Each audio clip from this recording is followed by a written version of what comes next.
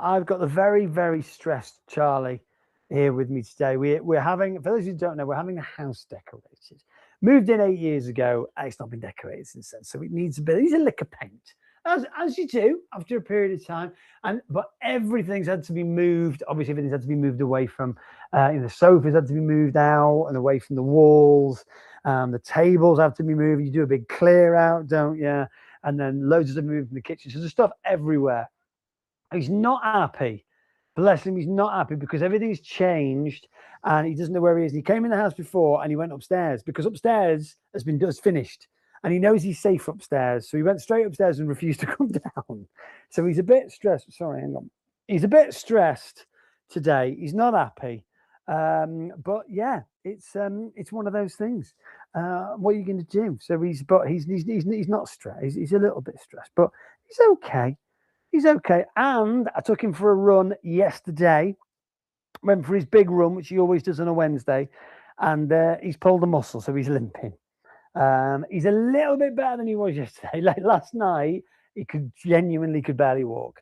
But yeah, this afternoon, he was doing a bit of limping. Then he saw a dog and went running after it. And he's okay.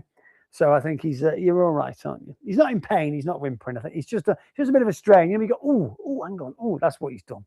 So poor Charlie is, and he's, like I say, he's really stressed because there's loads of work being done at the house and everything's changed, hasn't it? Everything's moved around and you're eating your food in a different room and, oh, hang on, let me put you, hang on, there we go. Yeah, you're eating your food in a different room at the moment and, yeah, it's just not right, is it? Nothing's right. So he's not, that side. No. So, yeah, he's not very happy at the moment. But yeah, it's one of those things. So it's all good. So today it is quiz time. Quiz time, yes. Every 2 weeks we do a quiz. And the following week we do, so weeks in between, we do bingo. So very good bingo. There we are. You type in Charlie, the emoji comes up straight for you. That's cool. So yeah, we got bingo every other week. But today's the quiz. And it is the quiz.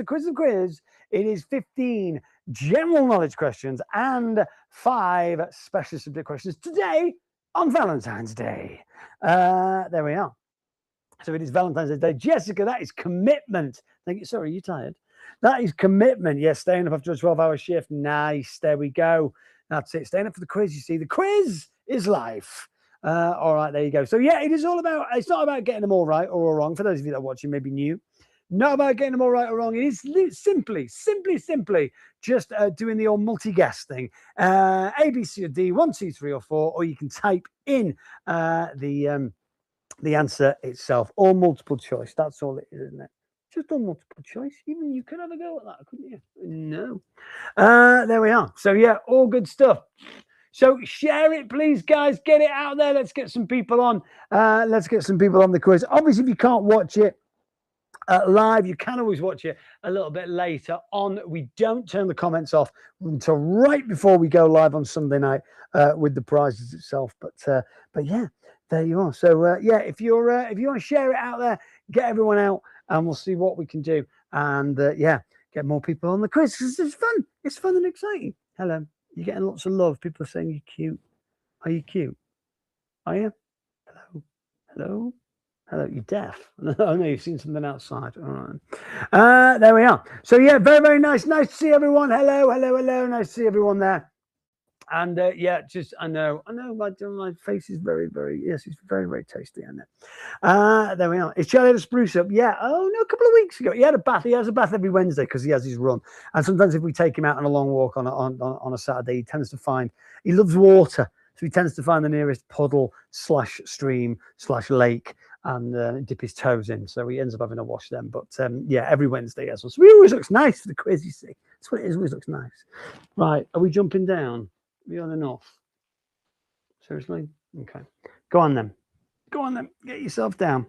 Have yourself a lie down. Mend that leg.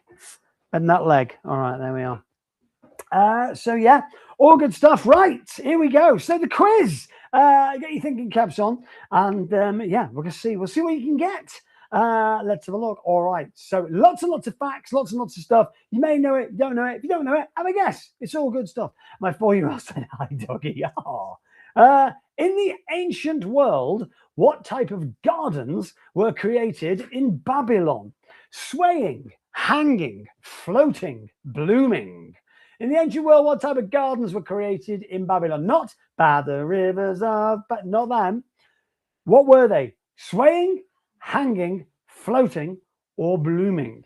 In the ancient world, what type of gardens were created in Babylon? All right, there we are. What are you going for on this? 1, 2, 3, or 4, or you can type in the answer. Completely up to you. Ancient world, what type of gardens were created in Babylon? One of the 7 wonders of the ancient world, in fact. Were they swaying? Were they hanging? Were they floating? Or were they blooming? There we go. Those blooming gardens. Which was it? Which was it? Which was it? Yes, the Hanging Gardens of Babylon. There we are. What's the only wonder of the ancient world still about now? Giant Pyramid at Giza, yeah. Yeah, we both up like last night. Basically, long story short, because I've only got 15 seconds, I've got a fish tank, and I had to move the fish tank away from the water. I was stressing about it last night because obviously, you know, if you miss it too, you can crack the seals and all that. Oh, God. So, yeah, I didn't sleep a lot last night. I was looking at Googling how to move a fish tank. Anyway, right, question number 2.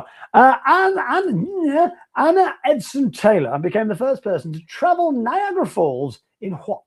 A yacht, a refrigerator, a canoe, a barrel. Anna Edson Taylor became the first person to travel Niagara Falls in what? A yacht, a refrigerator, a canoe, or a barrel. I was at Niagara Falls last year, for those of you that know, if you don't know, I went to Canada. I went to Niagara Falls, and apparently you get a $10,000 fine if you survive now. But if you start on the, I think if you start on the Canadian side and land in the US side, it's doubled because it's one for each. There you are. Yeah, if you try and cross it and you survive, you get a $10,000 fine. Yeah, yeah. No, not prize. No, you're fine. They don't want people to do it. But yeah, so they've tried it. Some guy, they've tried it. Most people have died trying to do it. You know, guy tried to do it on a jet ski, didn't work out. Stuff like that. But there we are.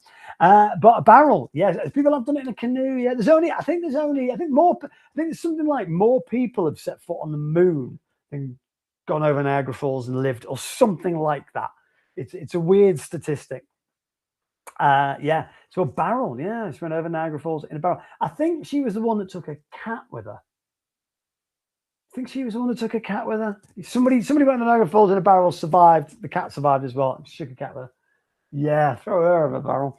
Right, there we are. So there we are. It's all good. Question 3. On a compass, which direction is directly opposite to northeast? Southwest, northwest, north, or east? There we are. So on a compass, you know, one of them things. Which direction is directly opposite to northeast? Southwest, northwest, north, or east? There we are. What are you going for on a compass? Which direction is directly opposite to northeast? Southwest, northwest, north, or east? What are you doing on that? Should have a different question because you can go. There's like north. You can have north, northeast, and south. You can have north, south. Can you have north? No, north, northeast, and you can have east, southeast, or southeast. No, it's east, southeast, isn't it? Southwest, southwest, or something, and then west, south. Who knows? Yeah, but it's like slightly different. It's more accurate. Southwest is indeed the right answer. Yes, northeast there, and then southwest. There we are. Directly opposite. Okay, on a compass. There you are. All right. A compass which direction is directly opposite to northeast? It is southwest. Very, very good. All right. Good stuff. Never eat shredded wheat. What? Sailor Man knew this. All right, cool. Oh, never eat shredded wheat. I get it. Of course, yeah, never eat shredded wheat. Nice. Right, okay, there we are. Question number 4. During the Victorian era, what was a memento mori photograph?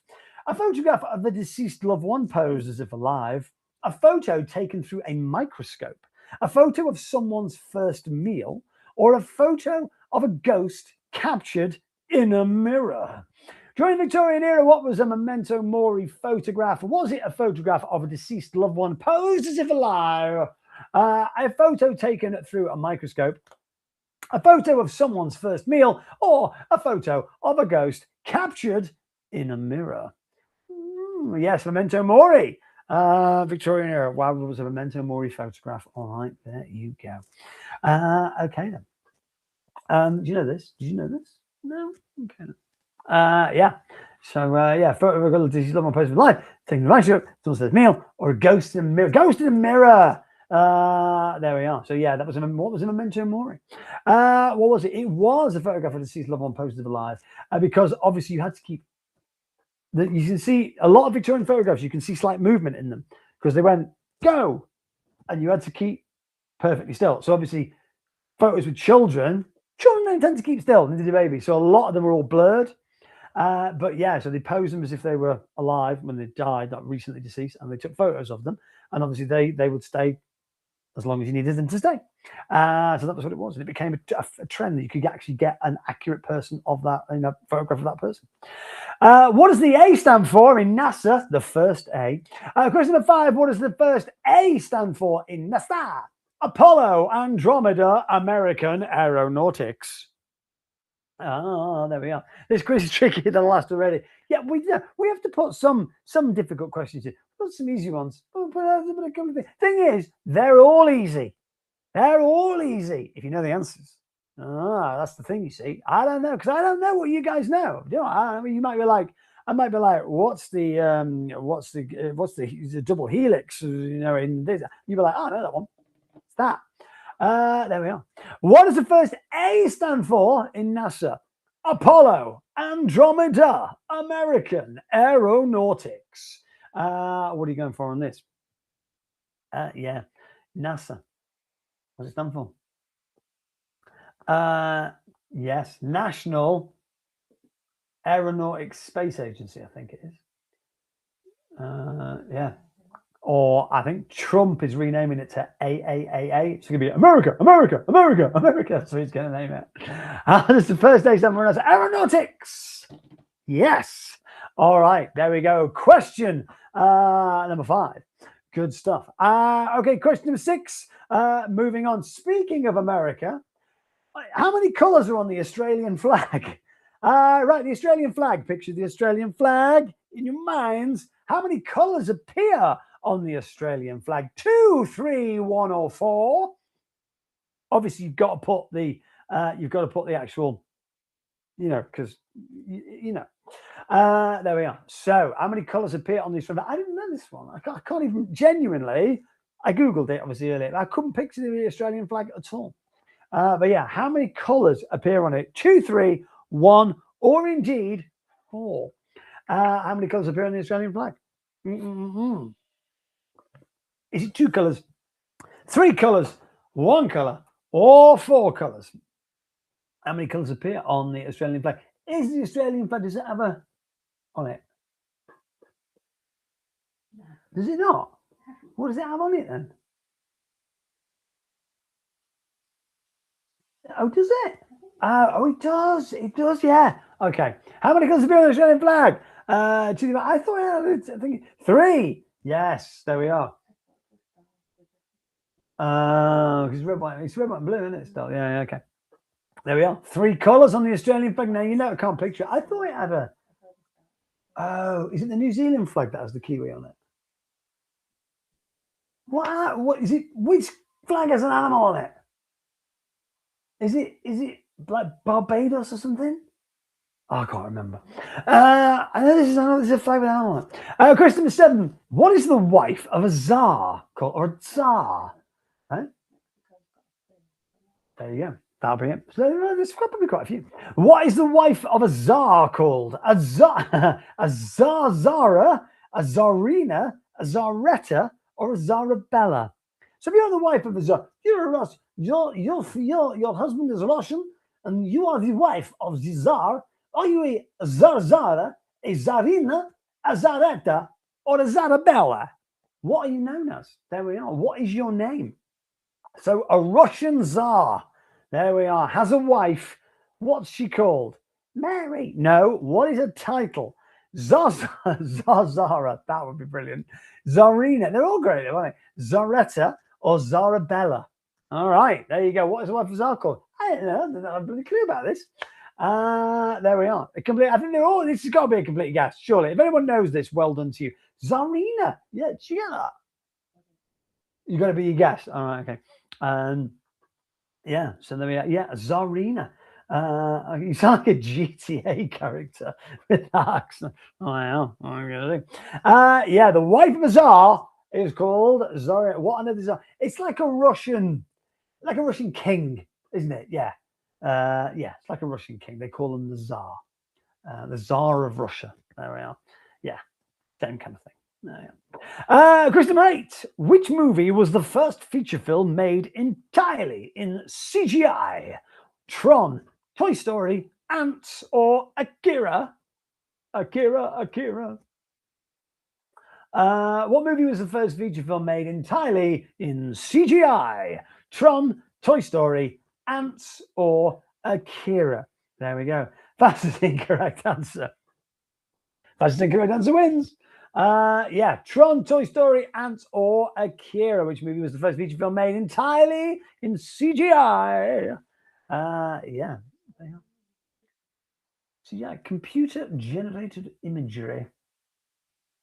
Just all using computers. Tron, Toy Story, Ants, or Akira? There we are. Was the movie first feature film made entirely in CGI? Tron, Toy Story, Ants, or Akira? It is indeed Toy Story. Yes, believe it or not, Toy Story. Because obviously, one of the first feature films to use CGI was Tron. It wasn't called CGI back then, but it wasn't made entirely with CGI because there were human characters in it. Akira is a Japanese anime / manga. One of the two. Great film. But they are. And Ants is Ants, obviously. There we are. So yes, Toy Story was the first feature film made entirely in CGI. Now, sure, that's what CGI stands for. Oh, that's the next question, damn it. Right, are you ready for this? I tried 3 times to pronounce this earlier. What common sensation has the scientific name sphenopalatine ganglioneuralgia? Ganglio, it's got to be ganglio. Ganglioneuralgia. Sphenopalatine ganglioneuralgia. There we are. That's all I'm doing. I'm saying it again. What common sensation has that scientific name? Pins and needles, numbness, itching, or brain freeze? There we are. So yeah, what common sensation has that scientific name? What is it? So is it pins and needles? Is it numbness? Is it itching? Or is it brain freeze? What are you going for on this one? There you go. What do you reckon? What do you reckon? Oh, excuse me. Yeah, believe it or not, it is brain freeze. I get brain freeze looking at an ice cream, and yeah, they don't get it. Ever. They can be like, with ice and stuff. Don't get it. So weird. I go like, oh, ice cream. Literally, honestly, it's so weird. Because they don't have a brain. Brain freeze. There we go. Yes. Common sensation, scientific name, whatever that says. Question number 10. Which street would you have in which street would you have been wise to avoid the premises of a barber named Sweeney Todd? Quilp Street, Hookey Street, Fleet Street, or Baker Street? In which street would you have been wise to avoid the premises of a barber named Sweeney Todd? Quilp Street, Hookey Street, Fleet Street, or Baker Street? Oh, there you go. All right. Yes, avoid the premises of Sweeney Todd because he would cut you up and turn you into pie. That's kind of the story. Spoiler alert. Sorry, should have said that before. Yes, which street would you advise to avoid the premises of a barber named Sweeney Todd? Quilp Street, Hookey Street, Fleet Street, Baker Street. There you go. All right, then. So, Quilp Street, I've never heard of. What's Hookey Street? Hookey Street. Baker Street is obviously a great sax solo, but also where Sherlock Holmes lived. Sweeney Todd, the demon barber of Fleet Street, is the newspapers, where the newspapers are made. Fleet Street is the red set Monopoly, £220. Well, yeah, Fleet Street. There we are. It's the what? Good to see Abba. Oh, going to see Abba Voyage after Garth Brooks. Garth Brooks. God, my dad used to love Garth Brooks. Voyage. Float or basque is a collective name for what? Lizard, Komodo dragon, crocodile, alligator. A float or basque is a collective name for what? Lizards, Komodo dragons, crocodiles, or alligators. My sister from France is doing it. Oh, it's amazing. That'd be amazing. She wants to go. I really don't. I like ABBA, but no. Float or basque is collective name for what? Lizard, Komodo dragon, crocodile, or alligator. What are you going for on this? How did you get on first 10 questions, by the way? 7 out of 10 is pretty darn good. Pretty darn good. Right, let's have a look. So, yeah, float or basque. A float or basque of what? Lizards, Komodo dragons, crocodiles, or alligators.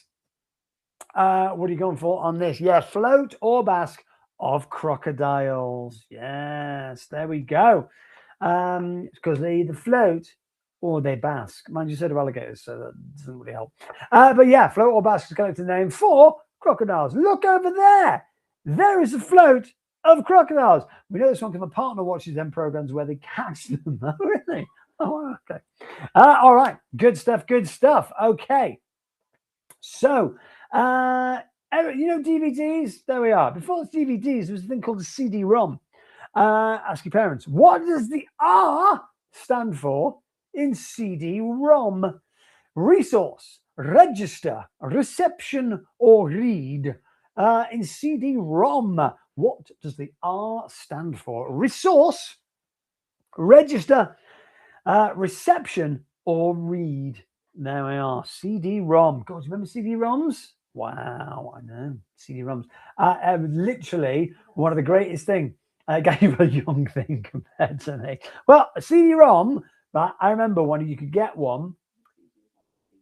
A CD, yeah, CD-ROM, CD, yeah. Where you could write, you got a computer and you could write to the CD. Oh my God, you could play it in your car.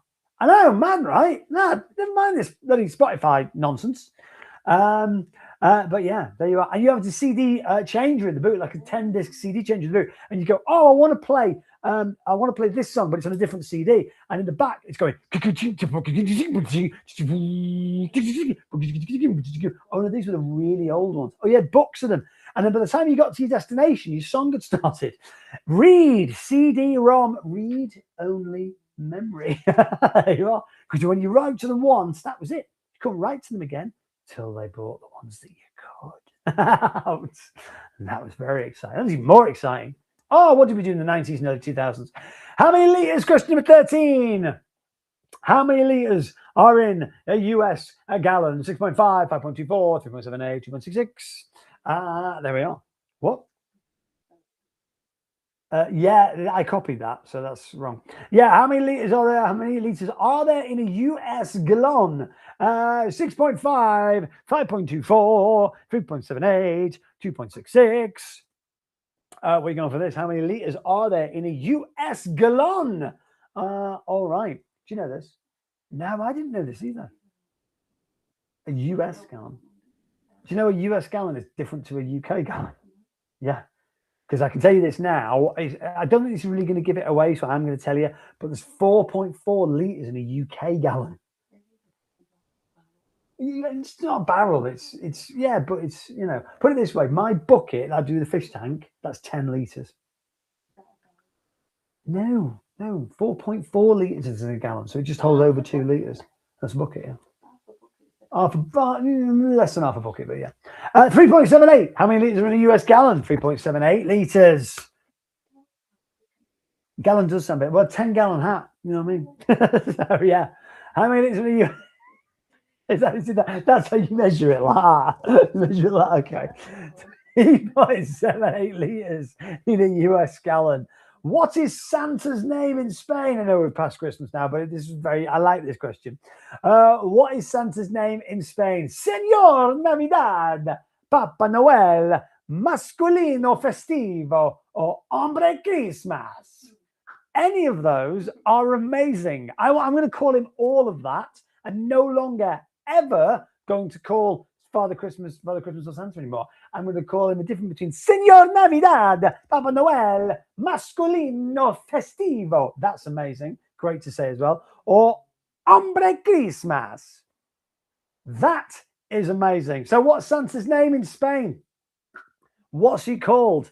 What's he called? Now, the thing is, one of these answers is right, but I'm going to call him one of the other ones because it's even better. What? That's the right answer, but I'm going to call him either, 3 or possibly 1, depending on how I'm feeling. And Mexican Santa should be called Hombre Christmas. Definitely. Papa Noel. I think Señor Navidad. Masculino. Nobody picked Masculino Festivo. That's a brilliant one. Oh, Papa Noel then. Yeah, there you go. It's all good. He's Papa Noel. All right. Absolutely superb. Ben's put, Dad, I think it's 1. It's not 1. It's Papa Noel. There we go. All good. All cool names. You could call them all then. I mean, there might be different countries. They might be made up. Who knows?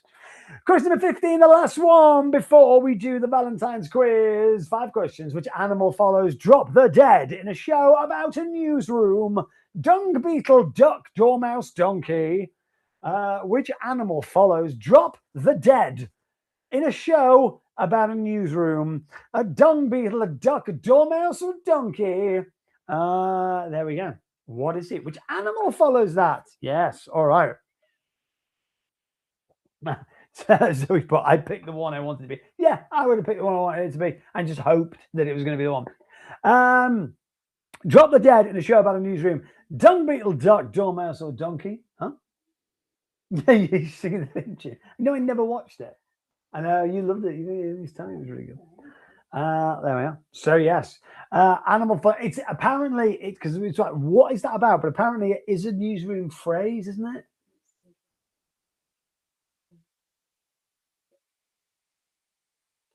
Oh, so the donkey is the local story that they put in just to kind of filler.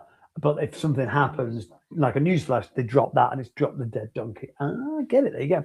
Drop the Dead Donkey. Animal follows Up the Dead in the show about a newsroom. Drop the Dead Donkey. There you go. From the 90s? No, wasn't it? Might have been late 80s. Oh, okay. All right. Your dad watched it. Oh, okay. Cool. Right. Okay. Question number 16. Valentine's. These are all facts and figures and stats all about Valentine's, which will make weird. Roughly how many Valentine's cards are sent in the UK each year? 60 million, 5 million, 12 million, 25 million. So 60 million, 5 million, 25 million, or 12 million. So roughly how many Valentine's cards are sent in the UK each year? 60 million, 5 million, 25 million, 12 million. So roughly how many Valentine's cards are sent in the UK each year? Now I Googled these, I fact checked these as best I could on a couple of sites, all these stats. So if you're like, that's not what I'm getting when I'm Googling it, A, you shouldn't be Googling, and 2, tough. Right? So roughly what millions have done to me. And how many Valentine's cards have you had? I bet you've had like thousands of Valentine's cards. Do you know how many Valentine's cards I've ever had? One Valentine's card. Probably off my mum. I don't know. I can't remember. Probably was off my mum. 25 million. Now, that's a lot because the population of the UK is about 70 million, isn't it? That's a lot of. I wouldn't have said that many. I'd have said 12 million. I would have well picked 12 million on that. Seems too much, 1 and 3. It does. I'm with you. I'm with you. Yeah, 25 million. I would never have guessed that. I would have guessed 12. But there we go. I can't get in the front door with all mine. That's ace. In the UK, question 17. In the UK, who are people most likely to send Valentine's cards to after partners, obviously? So boyfriend, girlfriend, husband, wife don't count. Work colleagues, teachers, pets, or parents. In the UK, who are people most likely to send Valentine's cards to after partners? There we are. So work colleagues, teachers, pets, or parents. There we are. So in the UK, who are people most likely to send Valentine's cards to after their significant other, let's say. Yeah. Say again? You're not sending me one, I'm not sending you one. No, we don't do Valentine's Day. We've never done Valentine's Day.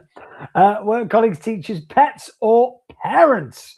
What are you going for? Believe it is parents. Yeah, I genuinely double check that.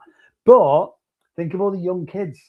They always send a Valentine's card to the parents, don't they, when they're really young at primary school? Oh yeah, my daughter sent one to her mum when she was really young. I'm talking like 3 or 4. She's saying, "Mum, you need my Valentine," kind of thing. You know what I mean? Anyway, there we are. That's weird. Parents, yes. I love my dog, but couldn't give her a card. She never opened the envelope. In UK, where people most like to send Valentine's cards to? Yes, parents. Okay. 18, question number 18. Approximately how much do UK consumers spend on Valentine's Day each year? Now, genuinely, all these figures pretty much blow my mind. I didn't think this was a thing. I knew that obviously Christmas and Halloween and all that, and Easter. I didn't think Valentine's Day was such a big thing. 600 million, 5 billion, 200 million, or 1.5 billion. Yeah, I suppose a bunch of flowers, garage flowers.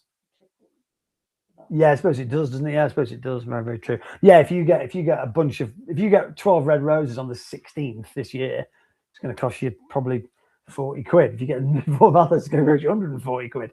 600 million, 5 billion, 200 million, or 1.5 billion. There we go. All right. Approximately how many? Some people go crazy on Valentine's. I never hit. No, that's it. 1.5 billion. That's a lot, man. I don't know. How much is that per person? Who knows? 1.5 billion. Yeah, I'm a little bit self-indulgent with this quiz because I love my stats and facts. So I've been a little bit self-indulgent with these questions. So I do apologize if people are not enjoying it. So I thought, do you know what? I'm going to do this. There we are. Okay, so I know lots of people recently buying for their kids. Honestly, there you go. Yeah, it's crazy. Question number 19. Around what percentage of UK Valentine's purchases are made by men? Yes, guys, it is not 50-50. Is it 80%, 60%, 40%, or 20%? So around what percentage of UK Valentine's purchases are made by men? 80, 60, 40, 20. I bought my own flowers. I got a couple of bits for kids. There we are. That's what I mean. Yeah. Obviously, the UK Valentine's purchases are made by men. 80%, 60%, 40%, or 20%. Hey, Jane. Oh, good. Well done. Yeah, just get involved. It's all good stuff. It would be the lowest as many useless. Listen, there's always a garage on the way home. You know what I'm saying? Around what percentage of UK Valentine's purchases are made by men? All right. 80%, 60%, 40%. Or 20%. What are you going for on this? That's what I would have gone for. 60%. Right answer. But the thing is, because I would have said probably even more than that, because every gay couple I've ever known in my life always went crazy on Valentine's. Yeah. Sorry. Yeah. Male gay. I did a lot of theatre stuff. I was doing that. They all went crazy on Valentine's Day, like crazy to each other. Flowers and petals on the bed, not right, proper crazy. They spent loads of money, like teddy bears and all that kind of stuff. And I was like, happy Valentine's Day. That was it. That's it for me. 20. What percentage of couples in the UK got engaged on Valentine's Day? So the reason why it's got engaged and not get engaged is because they did a survey a couple of years ago, and they spoke to thousands of couples, and they said, blah about their life. When did you get engaged? Was one of the questions. What percentage said we got engaged on Valentine's Day? 8%, 32%, 25%, or 16%. There we are. What percentage of couples in the UK got engaged on Valentine's Day, according to a survey done a few years ago? There we are. So it's the 29th of Feb. The woman's supposed to ask the man, isn't it? That's the way around that is. I always think that's Valentine's Day. It's not. There we are. Marriage and engagement on popularity is very true. Well, this was a survey done. It was a survey done a while ago, but it was a kind of a broad section. So it was anything from like couples in the 20s to couples in the 50s or 60s. 16%. Yeah, there you are. 16%. So now you know. What have you got? Wow, that's one less than your best ever score.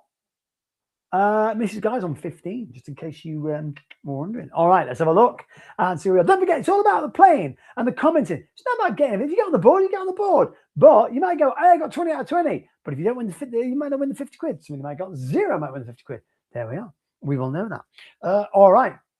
Here we are. Laura, Sally, John, Chloe, Lisa. I've got to get back. I can't see. Abigail, Vicky, Ange, Casey, Natalia, Caitlin, Ben, Zoe, Kirsten Marie, Laura, Emma, Sophie, Emma again, Jim, and a lot of other ones. Oh, Pancake Day Tuesday. Yes, we've got some pancake games on as well.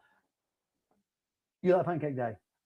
No, Pancake Day is good. We do the dog we do make a pancake for the dog. He only gets it once a year. Bloody loves it. Right, thanks for playing, guys. I've got some payments to make. I will see you tomorrow. No, I won't. I might not see you until Sunday. I think Abby's doing tomorrow's live draw. So if she is, enjoy your weekend. I'll see you soon. Take care. Bye-bye.